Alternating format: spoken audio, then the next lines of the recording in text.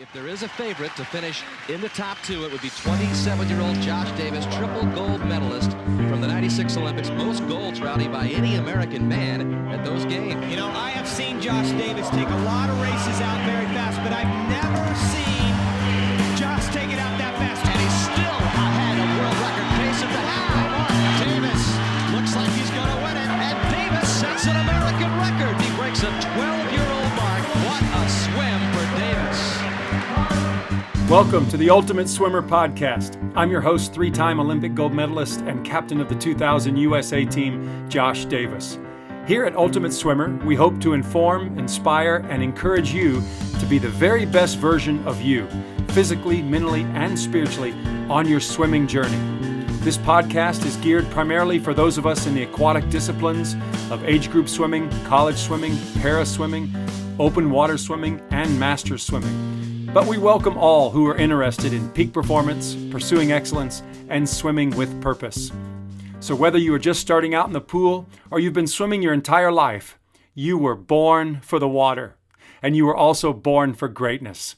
So each week we will explore the 7 core habits of achieving greatness that will help take you to the next level in your journey to becoming an ultimate swimmer.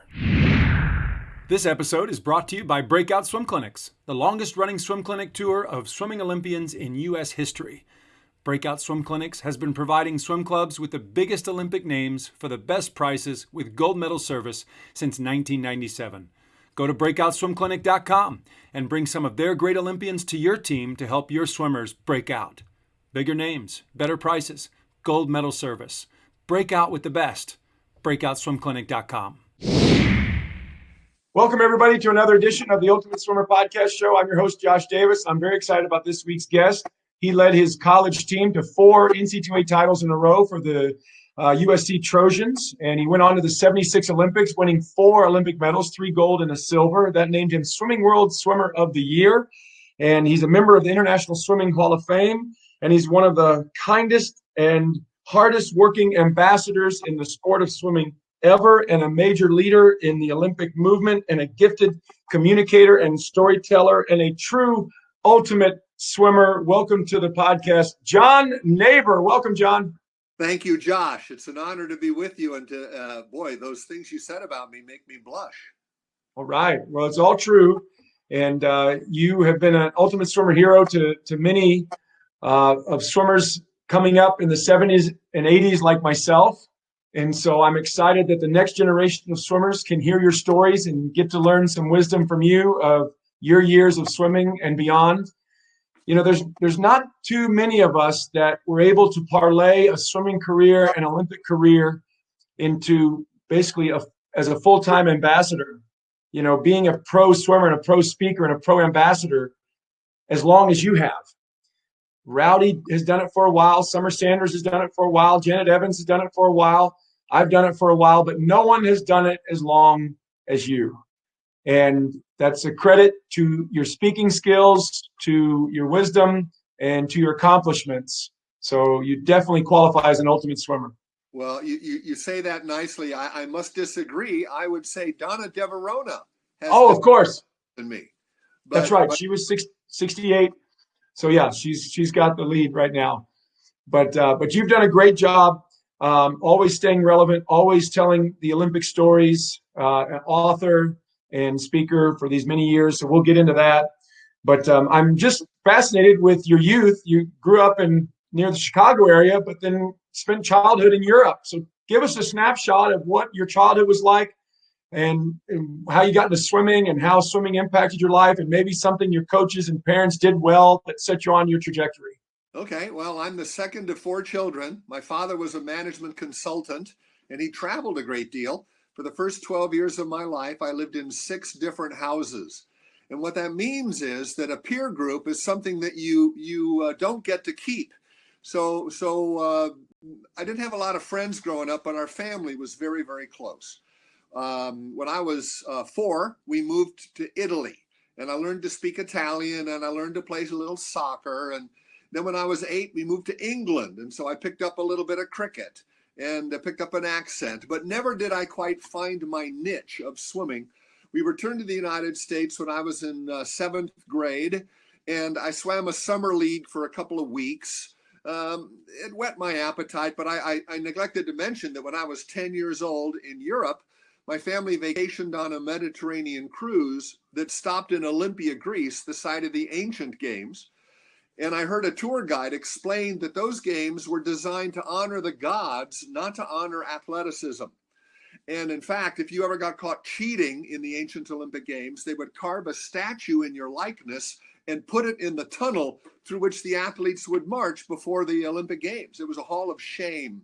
And I said at the time, if this is a movement that is all about fairness and character and improvement, that's a movement I want to be a part of.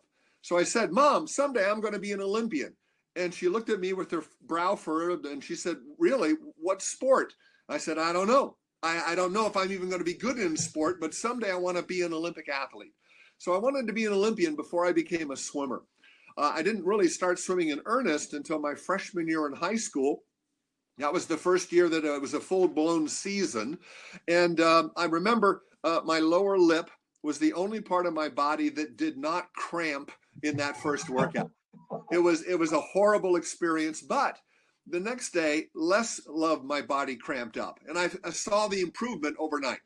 And I realized, you know what? If I just work at this hard enough and long enough, the improvement will eventually make me good enough to be significant. So I started my swimming career as a freshman in high school. By my junior year, I got the most improved award 3 years in a row, and I was something to be reckoned with. That junior year was 1972. That was the year that Mark Spitz won 7 gold medals at the Olympics. I injured myself diving off a diving board and missing the water. And I broke this collarbone and I put this dimple in my cheek as the deck hit me here. My junior season was lost to the high school career. And that's when most college coaches begin their recruiting. Right. I recovered in time to qualify for the 72 Olympic trials. And I got to go watch Mark Spitz make the Olympic Games in 4 individual events and 3 relays. And at that point, I said, you know, if I just stay healthy for 4 more years, I might be good enough to make the Olympic Games. And the following year, I broke the American record in the 200-yard backstroke and suddenly was a blue chip recruit.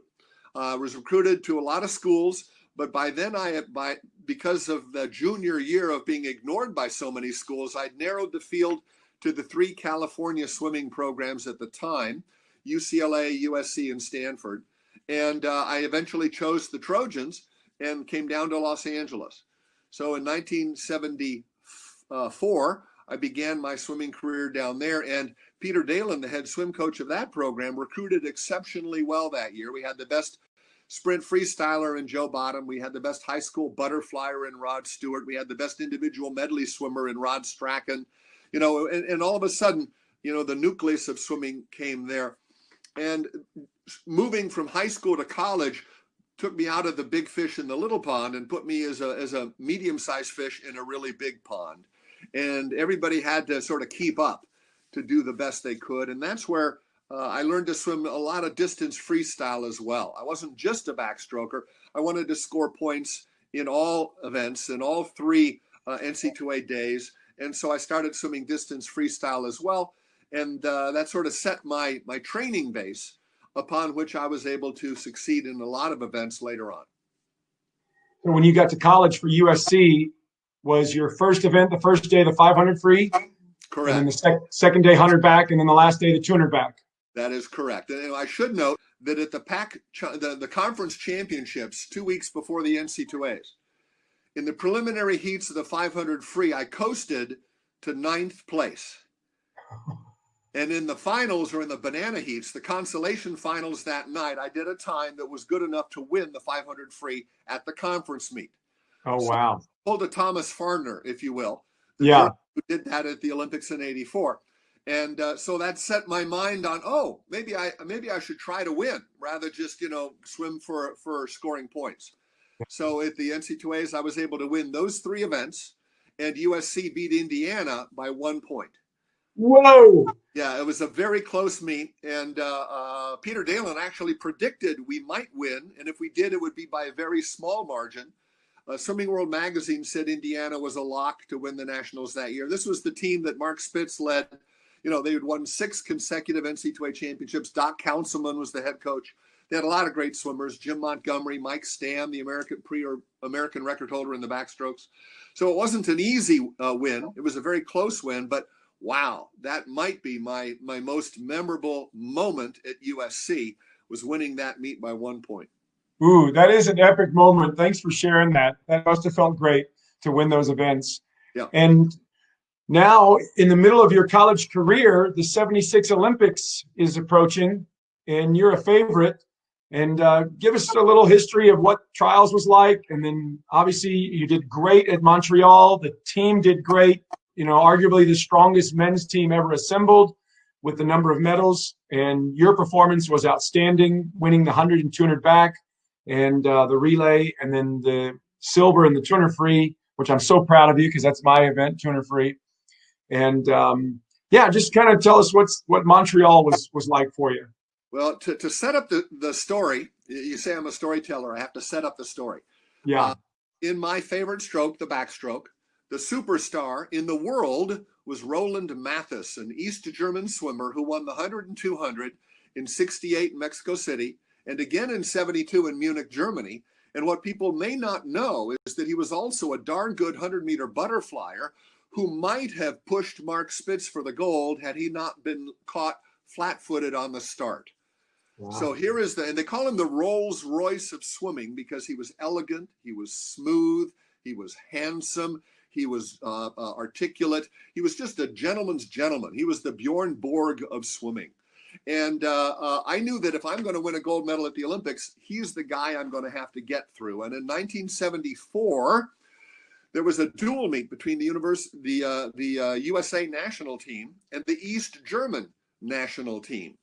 And this came right after the 1973 World Championships, the first ever swimming World Championships, where at the time the East German women had arrived with their huge shoulders, their deep voices, their chiseled musculature, and rumors of performance-enhancing drug use. And somebody said, they're going to roll all over the American women. So if we're going to win the dual meet, we have to win all the men's events. That means, Naber, you've got to beat Matthes. And he'd not lost a race in 7 years. Wow. Well, at that dual meet in Concord, California in 1974, he was off his game. He just had a root canal or some appendicitis or something. And so I was able to beat him in both races, though I did not approach his world records. Right. So the scene was set for a great matchup at the Olympics in Montreal because he's the record holder and the defending champion, but I'm the only guy who's beaten him in 7 years. So that set up a great matchup. We had Gary Hall as the team captain along with Steve Furness. They were both Munich Olympians. Gary Hall, of course, was honored because he was the first swimmer to make 3 consecutive Olympic teams when he qualified for the Montreal team. So he became the first American swimmer ever honored to carry the flag in the opening ceremony. So there was a lot of attention, a lot of excitement. Sadly, the American women had a training camp in West Point, New York. The American men had a training camp in Canton, Ohio. So all the enthusiasm and the positive vibes the men felt were denied to the women. They were up there feeling a little bit sad and scared and sorry for themselves. But we were brought back together as a single team in Montreal. At this point, swimming is the first day of competition, and therefore I chose not to march in the opening ceremonies, perhaps greatest regret in my Olympic career, because I sat in the stands and watched my teammates come into the stadium, and I really wish I was down there on the field. And every Olympian I've ever met, whoever marched in opening ceremonies, says that's the moment they recall. That's the emotional experience of being an Olympian. You come through the tunnel, though there is no Hall of Shame now, but you come through the tunnel to the thunderous applause and all the red, white, and blue patriotism, all the flags are flying, all the noise and the cheering. And that's when you know you're an Olympic athlete for your country. And that's what I missed. I never got that. Anyway, so be it. We started the competition the next day. I swam the preliminary heats of the 200, or so the preliminary heats of the 100 back, and the preliminary heats of the 200 free. The following morning, that night, I swam the semifinals of the 100 back, and I broke Mathes's world record. Whoa. And in the warm down pool, he comes over, swims over toward me, and he chucks me under the chin and says, "Very fast." The only two English words I heard out of the East German were "very fast." It was the nicest compliment I'd ever received. And I thought that he was thereby conceding or handing off the torch. No such luck. Yeah. Because the following day, I had the final of the 100 backstroke, and 45 minutes later, the final of the 200 freestyle, where I was the last qualifier. It was a tough double. Yeah. And in the 100 backstroke, at the time, there was a 3 false start rule charged to the field. What that meant was you could false start twice, and those first 2 strikes were attributed to the entire field. So that if I false started twice and you false started the third time, you'd get disqualified, and I was without penalty. Right. Now, the backstroke, you're holding on to the blocks. It's almost impossible to lose your balance.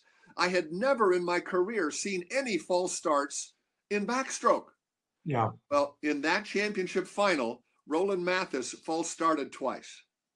Oh, so it created all this pressure and drama. Correct. It was like freezing a kicker in the NFL. You call a timeout, and it was very, very exciting. And I could see on his face a hint of a smile. He did it on purpose. He was trying to freeze everybody to the blocks. Yeah. And he wasn't conceding a thing. Right. What's interesting is ABC television covered the games, but they didn't cover the false starts. Those are all on tape, and those were thrown in the trash. The public never saw that move, that excitement, that thrilling psychological drama that preceded the 100 backstroke. Yeah. Fortunately for me, it didn't work. I wasn't frozen. I got a good start. I was able to lead the Americans in a gold-silver sweep. Mathis finished 3rd, and he was one of the first people to come over and congratulate me. And that was really delightful. But then I only had 45 minutes before my next event. So I took a long walk down. I went through the awards ceremony, and most people during an awards ceremony want to soak it in. The emotions are so powerful. You want to watch and just excite yourself. And I was saying on the blocks, "Chill, John.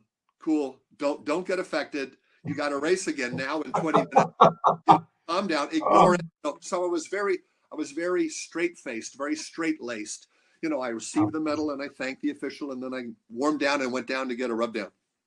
The second race, not as much was expected of me. I was the 8th qualifier in the 200 freestyle. Bruce Furness, the fastest qualifier and world record holder, all the eyes were on him. But because I had just won a gold medal, Keith Jackson and Mark Spitz in the booth wanted to talk all about me.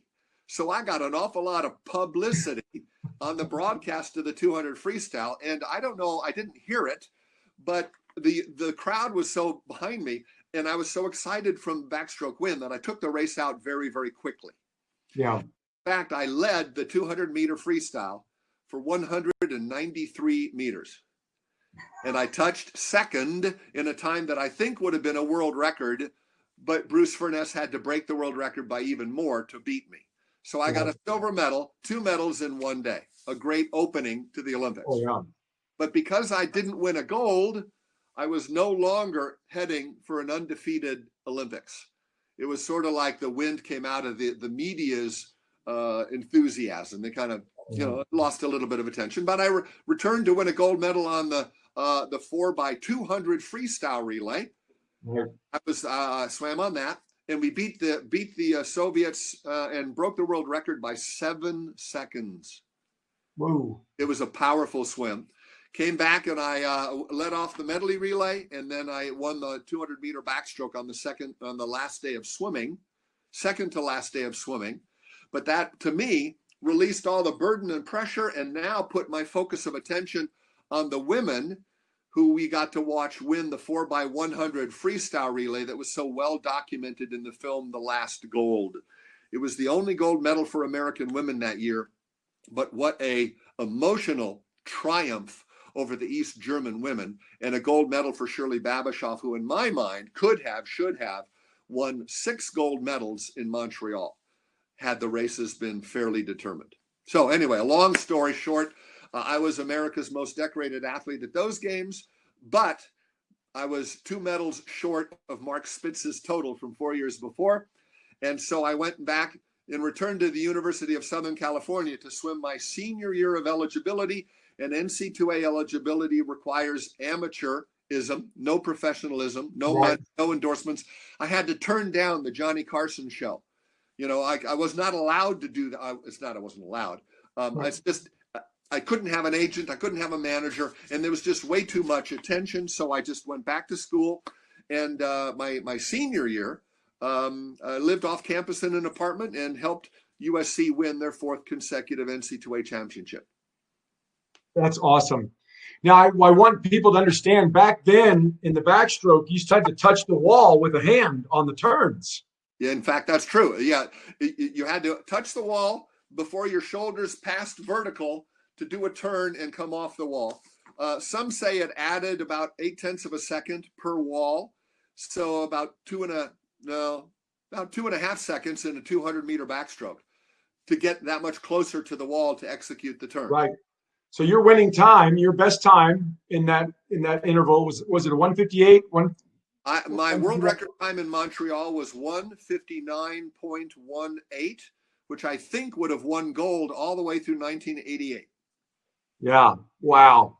And so with the present day flip turn, it could have been almost well over 2 seconds faster. So yeah, but even then, I am in awe of what Lenny Kraselberg, Aaron Pearsall, and Ryan Murphy have been able to do. I don't imagine I could ever have competed at that level. Well, you started a backstroke dynasty for USA that has been quite impressive, because after you was Rick Carey. Yep. And then yeah, Jeff Kostock, sure, Lenny Kraselberg, Aaron Pearsall, Ryan Murphy, Matt Grievers. I mean, Jeff Rouse, yep. Brad Bridgewater, Tyler Clary, Ryan Lochte. I mean, the American names in the backstroke pantheon are legendary, and I'm honored just to be one of them. Yeah, well, it kind of started with you, so well done. But I'm curious, though, what was it like transitioning? Because amateurism was strict. There wasn't a lot of money. Tell us about your transition from swimming to ambassador, swimming to speaker. Okay. Well, first of all, I had no illusions that my career could continue beyond college. When the scholarship ran out, room and board disappeared. I had to get a job, and I owed my employer 8 hours a day, and it would be impossible to do what I did as a swimmer, as a student, when I had a. So I knew in 1972 that my swimming career would end in 1977. I'm happy to say my times in 77 were better short course yards than they were in 76. So my improvement was consistent, but I knew that the opportunities were ending for me, and I ended up getting a job at the Walt Disney Company. I actually didn't shave my mustache for the Olympics, but I had to shave it for Disney, because they had a rule that if you're working at the Disneyland theme park, you had to be clean shaven at the time. So that was my first employer, the Walt Disney Company. And I also then did some swim clinics for Speedo, the company that provided the suit that I wore every swim meet in my career, and started doing speaking, corporate motivational speaking. And it led to the first invitation to be a broadcaster. ABC Television had used Mark Spitz as the color commentator, but he was unavailable for the 1977 Outdoor Nationals. So they called me, and I got my first foot in the door, became a color commentator for swimming, an expert analyst. And that was a relatively easy job, just to describe what it is I was able to see. And because I swam in the back in the free, I had those strokes figured out. Breaststroke and butterfly, I needed to do a little bit more homework. And of course, I knew most of the athletes who were continuing their career, and so I could talk about them from a personal basis. And that led to the broadcasting career. That television exposure helped prolong my Olympic reputation, so that my notoriety continued beyond the 2 weeks of the Olympics, which is a very important thing to remember, that the American public can't name a single Olympic champion a month after the games unless they're on TV in commercials or dance contests or something else. And so the broadcasting career did enabled me to extend my career.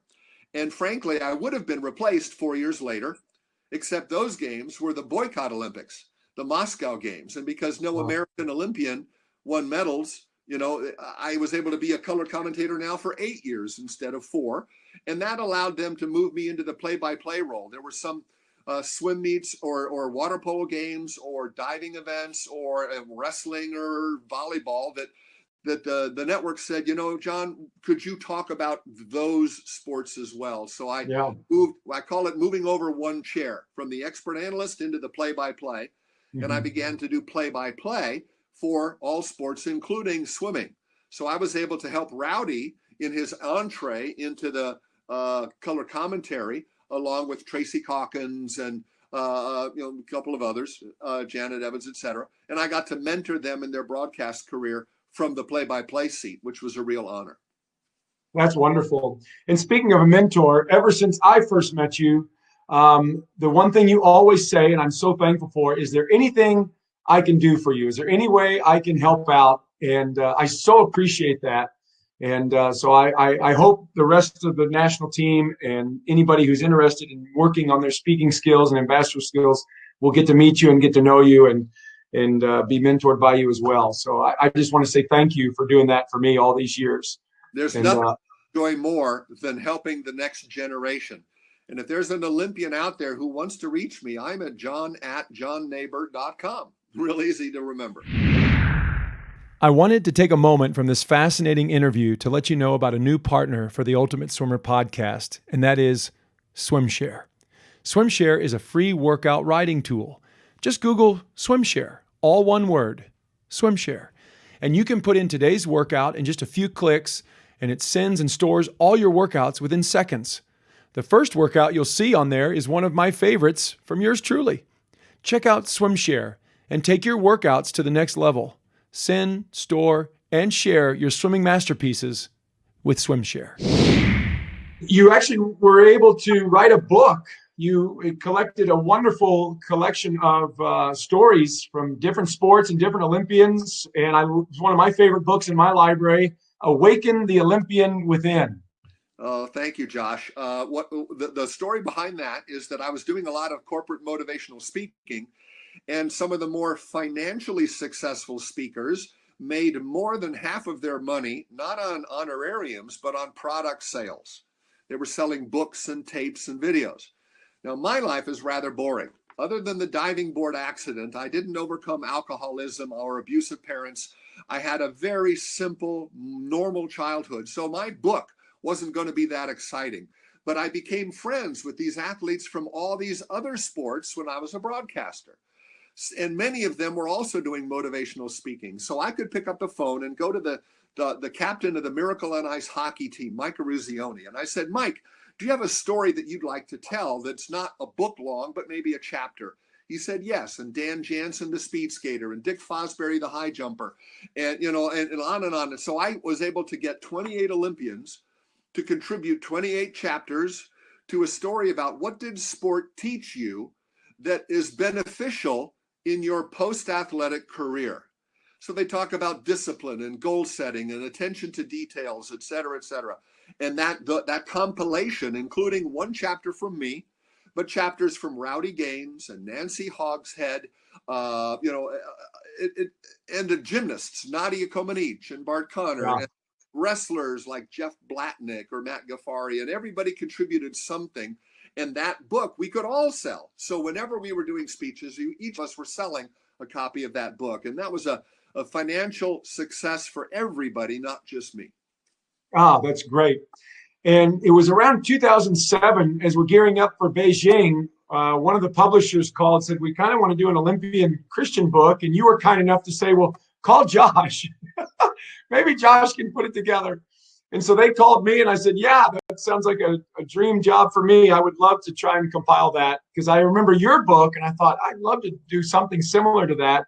And so same way, we were able to get 28 Olympians to tell their stories, kind of their what I call God moments, where God and their sports intersected. And it was wonderful project researching those stories. And each of them ended up contributing 2 stories. So we had a total of around 60 chapters. and we called it The Goal and the Glory. And I was honored to be a part of that, Josh. That was a great thing, a daily devotional, if you will. Yeah. If I may plug, there were 2 other books that I've written as well, and one other that I contributed to. The book I contributed a chapter to was called The Power of Character, and it's all about ethics and sportsmanship. And the other book, the second book I wrote, was called Eureka, How Innovation Changes the Olympics and Everything Else. And it was the story of the development of the backstroke turn, or the Fosbury high jump, or a lot of little stories. And that was published by Xerox, an Olympic sponsor, who wanted to demonstrate that they were the innovative Olympic sponsor and wanted innovative Olympic stories. And because I knew so many Olympians, I could gather those stories rather quickly. That book is no longer in print, probably never was on Amazon, but you might find a copy on eBay. And then the third book is yet to be published, but it's a book of Olympic trivia. And Josh, you know I love Olympic trivia.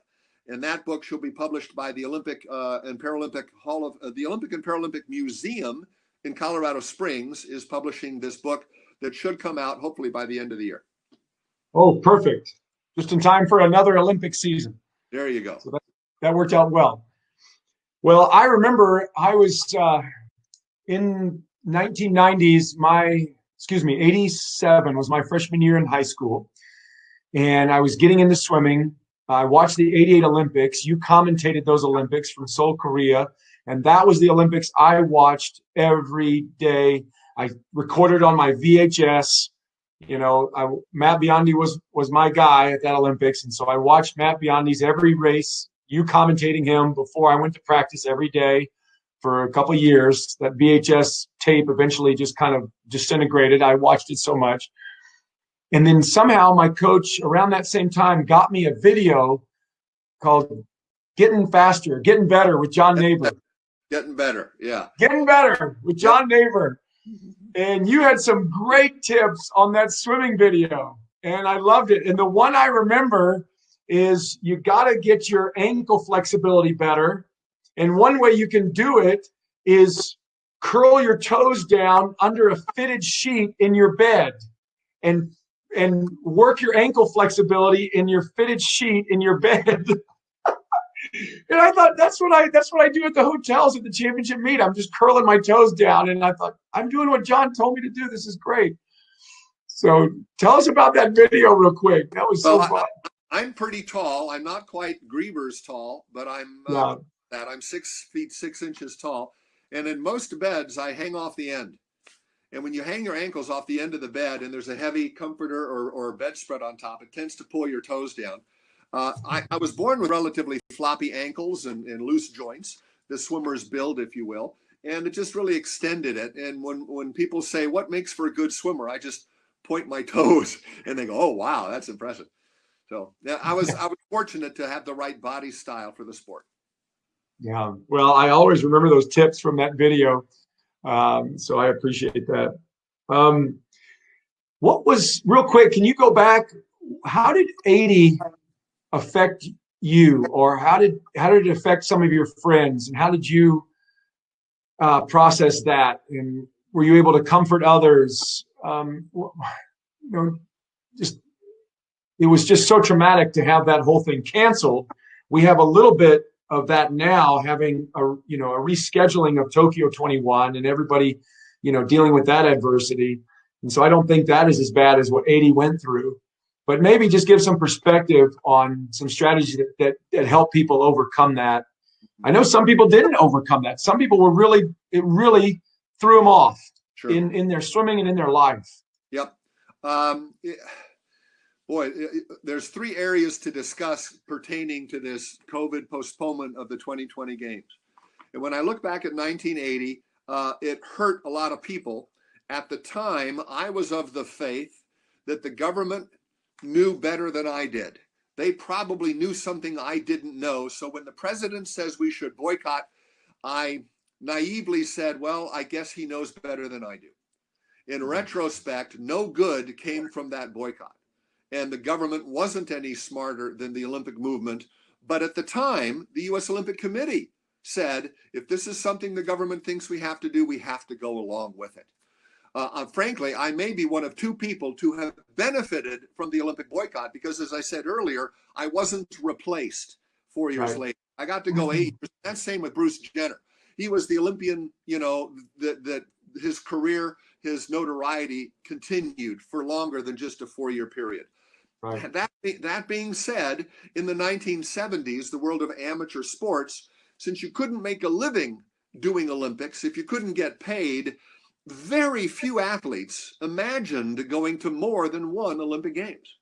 So the loss of your one and only was devastating for most of them. But it was also the beginning of the opening of the professional era. In 1982, the word amateur was taken out of the International Olympic Charter. The IOC allowed every sport to determine the eligibility requirements for their sport. And this allowed Rowdy Gaines and Steve Lundquist to begin thinking about, maybe I can get a sponsorship. Maybe I can get paid for speaking appearances. Maybe I need an agent. And by 1984, there was enough money that would allow athletes to continue competing more than one Olympic Games. Michael Phelps competed in 5 Olympic Games. And the loss of any one of them would have been horrible for the world and for the sport, but his career would have gone on. There are many people who might have won medals in 2020 that will probably still be swimming in 2024, will certainly be swimming in 2021. So this postponement of COVID is not as devastating as the loss of the opportunity to compete was back in 1980. This is not to minimize the loss, but any athlete who was on the bubble and might not make it in 2020 has another 12 years to train, and maybe they'll make it in 2021. For every loser, there's a winner. For everybody whose chance disappears, opens a spot for somebody else to reappear. So the postponement of the games by 1 year, frankly, is more devastating to the people of Japan because of the financial implications of that than it is for any one swimmer. The advice I would give to any one swimmer is you just decide, how badly do you want it? Are you willing to pay the price? And once you pay the price, then put that cost behind you. Once you buy the car, then just enjoy it. You may have paid too much. You might have gotten it for cheaper, but tough. You made the choice, live with it. And if you decide you want to keep going, then great, keep going. And don't make yourself into a victim. Oh, I had to swim 5 years to wait for my next. That doesn't pay off. There's no reward in that. Just go ahead and make your decision and go. And if you decide you cannot pay that price, rather than say it's not worth it, find something else that is worth more. Don't run away from your swimming career. Run toward your medical degree or your business, whatever. Choose something to chase. Don't choose swimming to escape. Yeah, that's good advice. Well, I appreciate that perspective and comparing 80 to now. And that's good. That's good advice. Well, in 2000, we were passing through Pasadena, California for the Olympic training camp. We had a lovely time. We made the team in Indianapolis. We had 2 days to go home and repack, and then we spent 2 weeks in Pasadena. And I think you were kind of our host at large, and you were able to secure coupons and discounts to all the local restaurants. And every night we go to downtown Pasadena for dinner, and we had our lovely workouts in the outdoor Rose Bowl Swim Center. And it was just like an idyllic 2-week training camp in Southern California, thanks to you. And we did a barbecue at your home, and that, you always remember things like that. And it's just fascinating how what sticks, and your hospitality and your graciousness have never left me. And then towards the end of our training camp, you secured an audience for us with John Wooden. And John Wooden spoke to us at 90 years old, gave his hour-long speech at 90, and he didn't miss a beat. He did every one of his 25 points of his pyramid of success, and he did it like, he was as fresh as he ever was. And it was awesome. So I just want to thank you for that great training camp we had heading into Australia Josh, I need to clear the record. I was not responsible for John Wooden. Okay. I got to hear him, and you're absolutely right. He's marvelous, and I've had a chance to meet him as a spiritual man, as a mentor, as a character developer. He's the ultimate. I'm watching the TV series Ted Lasso on Netflix, though it's got some bad language. This is a coach that's so positive, so enthusiastic, so supportive. It just reminds me of what I felt when I got to meet John Wooden. Oh, that's interesting. Well, anyway, I knew you had known him, and he was kind of down the road. But another fellow down the road who you introduced me to, not in person, but through a book, is you called me when I was on the road traveling, doing clinics in 2010. I was averaging about 60 cities a year, and you called me. I was in an airport, and you says, "You've got to read this book called Unbroken." And I says, okay. And I went 10 yards over and I bought the book at the airport right away and couldn't put it down. And it's still one of my top 5 all-time favorite books. And what made it even more powerful is it's a true story. And they now have 2 movies about Louis Zamperini's life, because the book was so good and his life is so fascinating. And even the 2 movies don't do the book and his life justice. Correct. May I recapture for your listeners the story of Louis Zamperini? Oh, please do. Louis Zamperini was a juvenile delinquent. In high school, he was getting in trouble. He was cutting classes, and the only time he heard people yell his name was when the cops were yelling, "Stop, Louis, stop!" And the police chief said, "Louis, you're a pretty darn good runner. Why don't you go out for track and field?" And in track and field, he was good enough to hear people yell his name, "Go, Louis, go!" And it changed him. The finding a sport where he could be a contributor rather than a delinquent. And he was so good that he made the 1936 Olympic Games in Berlin. Now, in those days, you didn't fly to the Olympics, you took a boat. And on the ocean cruise across the Atlantic, he gained 14 pounds because he couldn't run as far, and the food was so delicious. So he wasn't much of a candidate for a medal in the 5,000 meter run. But he was close enough to the leaders, and he remembered his brother reminding him, a minute of pain is worth a lifetime of glory.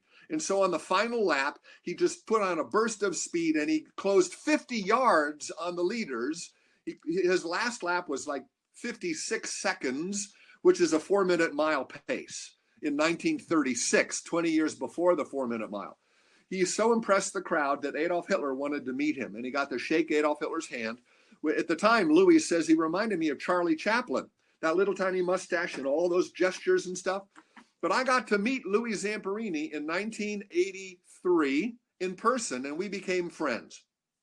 And for 11, 12, 13 years, we would do things together. I'd pick him up and drive him to Olympic reunion parties and fundraisers.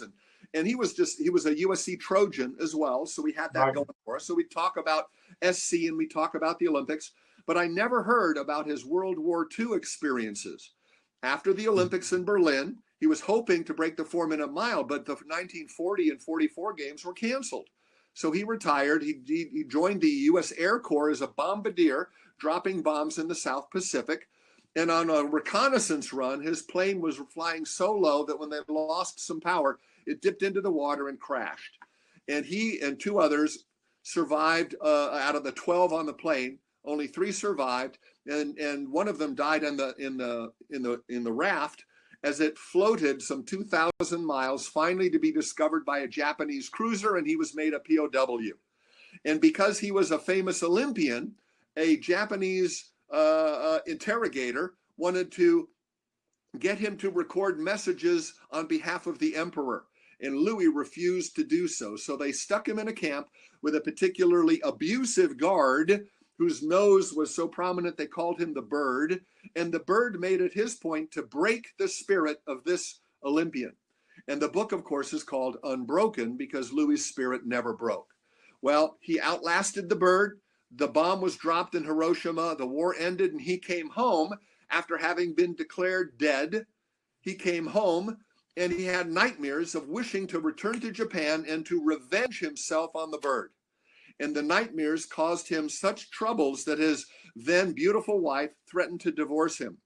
And he didn't want to lose her, and she she had the chance to meet Billy, or to hear Billy Graham in a tent revival meeting.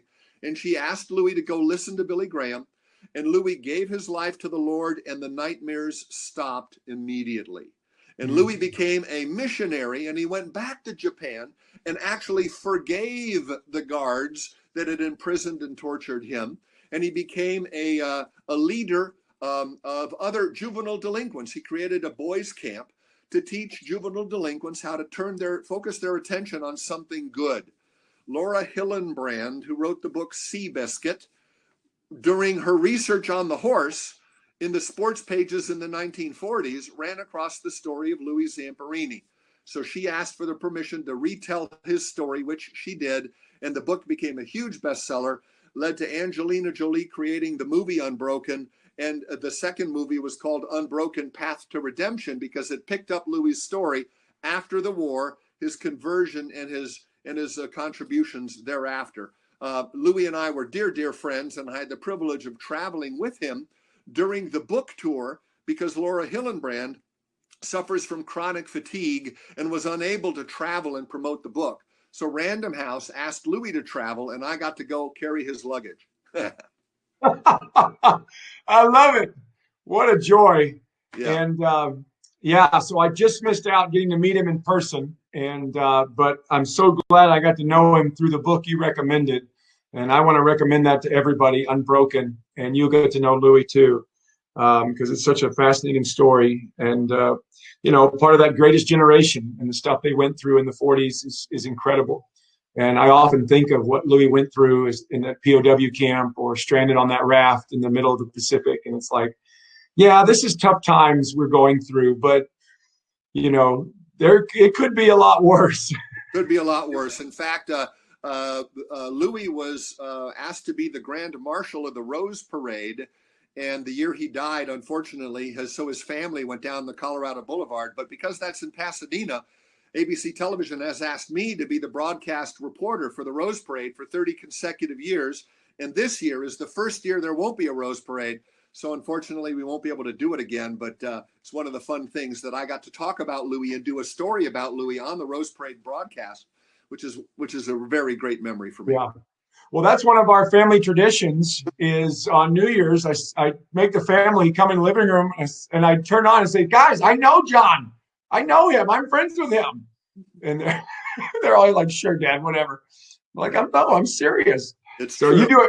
You do a great job on that Rose Parade. So thank you, Josh. I want to take a quick break from this super fun interview to tell you about an awesome new resistance tool I found at gmx7training.com. Swimming with the GMX7 training resistance system allows me and my swimmers to not just go 25s, but 50s and beyond. GMX7 training allows you to get strength gains faster, engage the core more, feel the catch of the water better, and get more work done in less time. gmx7training.com. Don't just get strong, get swimming strong. Check it out at gmx7training.com.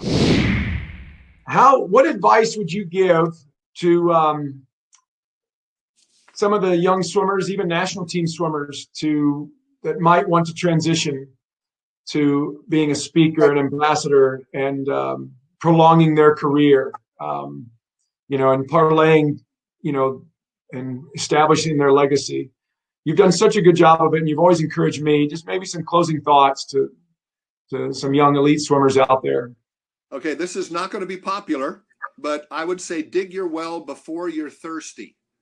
In other words, begin planning now for the day that you will no longer be a competitive athlete. That means putting money into savings. That means getting a good education. That means keeping the business cards of people you meet so that when you have to look for a job, it won't be a standstill start.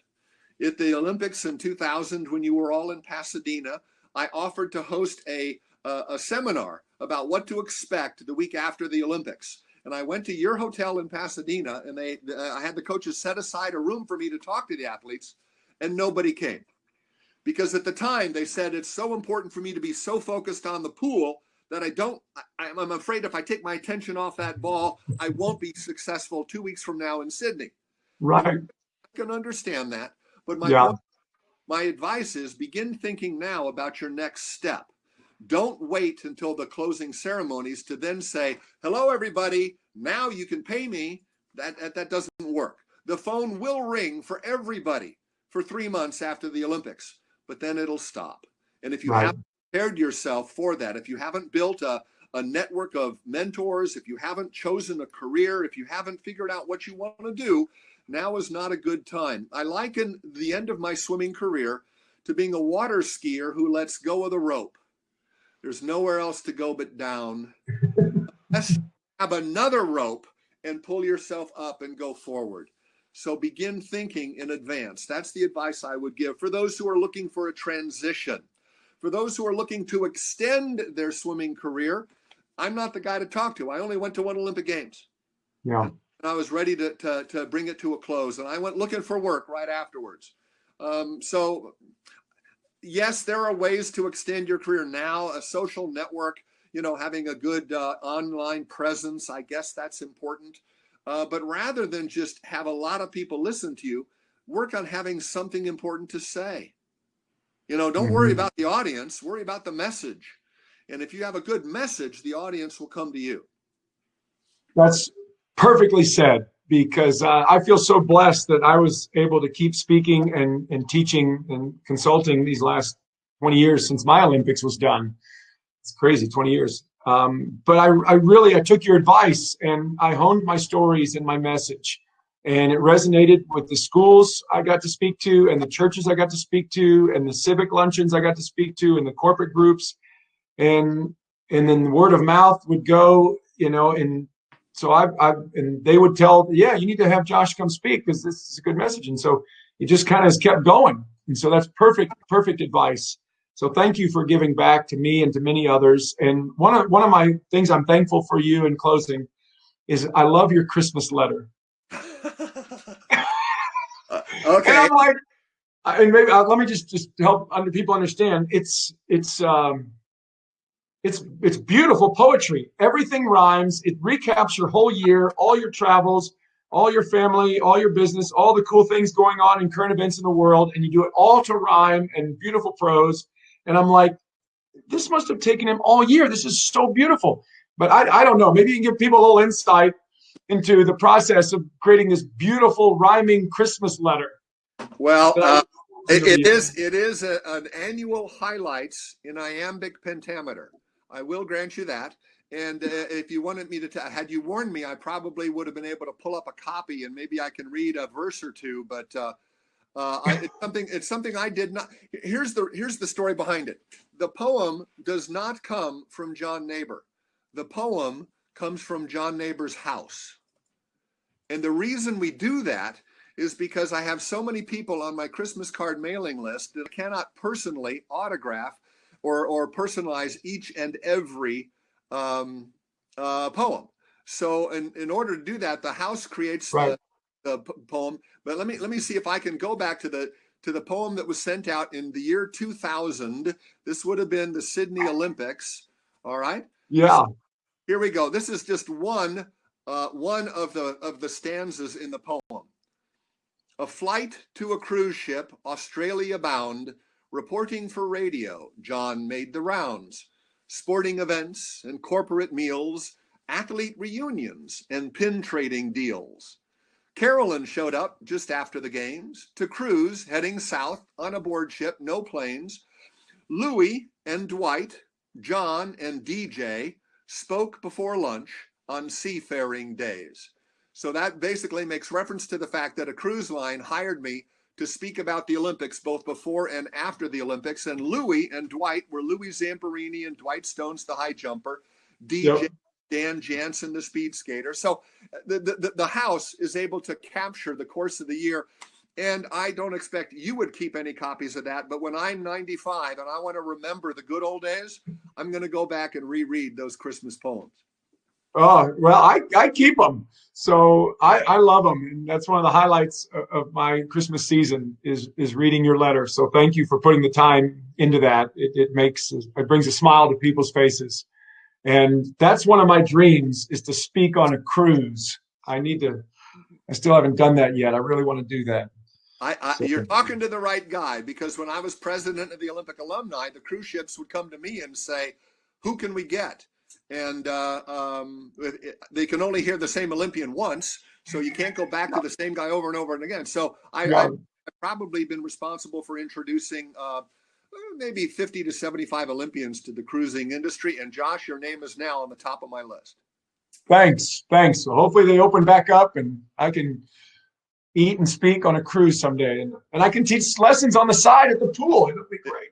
Exactly. Well, I'm so thankful that of what you've meant in my life and what you've meant to many others. And I'm glad the next generation of swimmers gets to know you and your stories. And again, real quick in closing, just explain to everybody what you've done with the Olympic movement these last many years and your title and some of the goals, Olympians helping Olympians, and the representation at all the different levels. Okay. Most athletes focus their attention in their sport. But because, remember, I wanted to be an Olympian before I wanted to be a swimmer, my attention is more about the Olympic alumni as a general population. And because I know some athletes in so many different sports, I'm interested in the whole population. So in 1996, the U.S. Olympic Alumni Association had an election to choose their president, and I began 2 4-year terms as president of the U.S. Olympic Alumni. Now it's called the U.S. Olympic and Paralympic Association, USOPA, or USOPA for short. And I've been involved in USOPA ever since as a president or past president. And during that period when I was president, we created the Olympians for Olympians Relief Fund, the OORF, which is a nonprofit organization based out of Colorado Springs where Olympians can donate money to help other Olympians or Paralympians who've fallen on hard times through no fault of their own. So a natural disaster, illness, injury, or accident, those things, because most Olympians don't have, we didn't have a group insurance plan. And so if they're difficult, Olympians need help sometimes, but they get it from their brothers and sisters in the Olympic movement. So I'm chairman of the OORF, and we're still giving grants to Olympians in trouble. There's 2 other programs in Southern California. There's the Coro Ebos Foundation. Coro Ebos is the first recorded name in ancient Olympic history to win an Olympic gold medal. So the Coro Ebos Foundation was created training grants for individuals in Southern California who want to become Olympians or Paralympians. So these are Olympic hopefuls.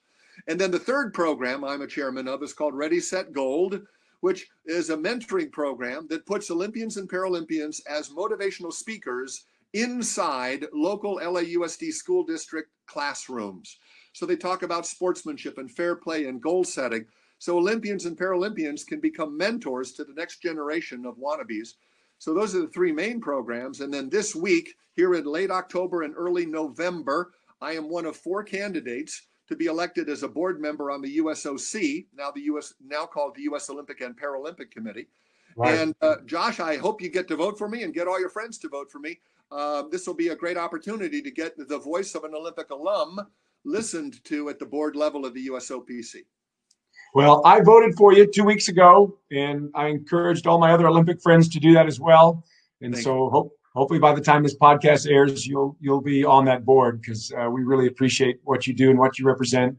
And you definitely live up to the title of an ultimate swimmer. Ultimate swimmer does 3 things. They work hard, so hard work, and they help others, and they know how to have fun.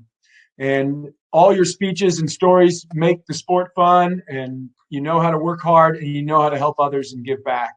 So thanks for being on this Ultimate Swimmer podcast, and thanks for being an example to so many of us, and keep up the great work.